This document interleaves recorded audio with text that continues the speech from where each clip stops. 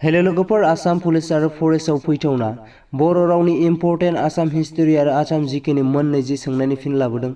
लोगोफोर, गिबियावनो नोंथांमोन गासैखौबो आंनि बड' जब एन्सार इउटुब चेनेलाव बरायनानै लाग्रोनाय जाबाय। आसा खालामो नोंथांमोना गुबुन चेनेलफोरखौ सापर्ट खालामनाय बायदि आंनि जाखांफुनाय बड' जब एन्सार चेनेलखौबो अराय सापर्ट खालामगोन। लोगोफोर, दिनैनि बर' रावजों लाबोनाय आसाम हिस्टरि आरो आसाम जिकेनि इम्पर्टेन्ट कुइसनफोरनि कुइसन नाम्बार 1 आव दङ। आसामनि गिबिसिन थागिबिफोरा सोर? अपसनफोराव दङ मंकी मार्च, बर', कच, कार्बि। बे अपसन मोनब्रैनि गेजेराव आसामनि गिबिसिन थागिबिफोरानो जाबाय अपसन नाम्बार ए मंकी मार्च। कुइसन नाम्बार 2, हिउएन सांआ आसामाव माब्ला फैदोंमोन?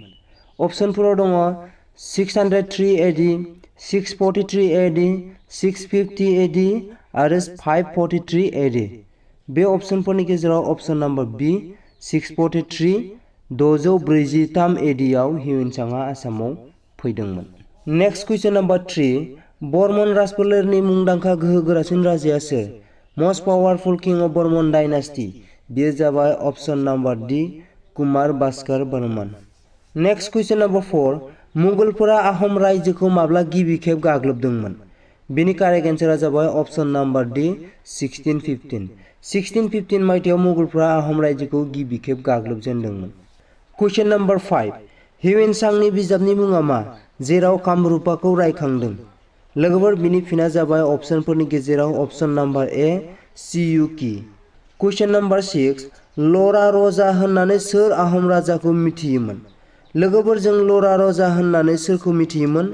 अपसन नाम्बार सि सुलिकफा। सुलिकफाखौ लरा रजा होननानै जों बयबो मिथियोमोन। नेक्स्ट कुइसन नाम्बार 7, भास्कर बर्मनआ सोर? भास्कर बर्मनआ जाबाय कामरुपानि सासे मुंदांखा राजा। बेनि कारेक्ट एन्सारा जाबाय अपसन नाम्बार बि। कुइसन नाम्बार 8, बार्मिज दावहाया माब्ला जादोंमोन?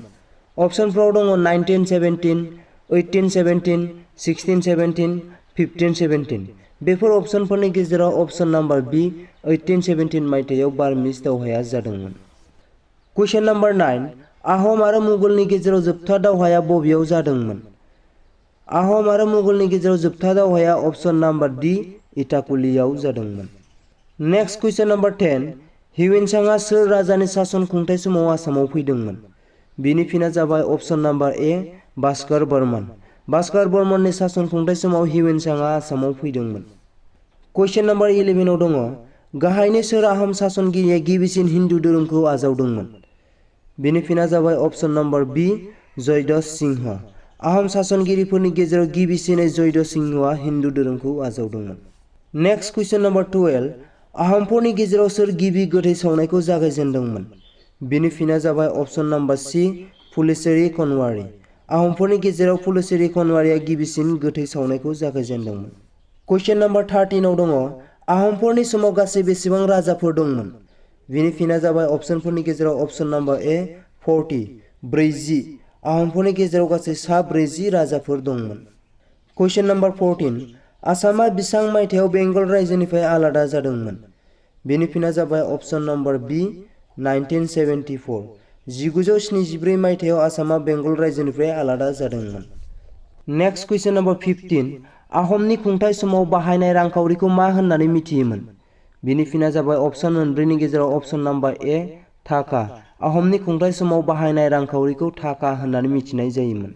कुइसन नाम्बार 16, आसामाव गिबि रेल लामाखौ माब्ला बानायदोंमोन? आसामाव अपसन नाम्बार सि 1881। 1881 मायथाइयाव रेल लामाखौ बानायदोंमोन। कुइसन नाम्बार 17, मुस्लिमफ्रा आहमाव गिबियै बेसेबां जौथायाव फैदोंमोन?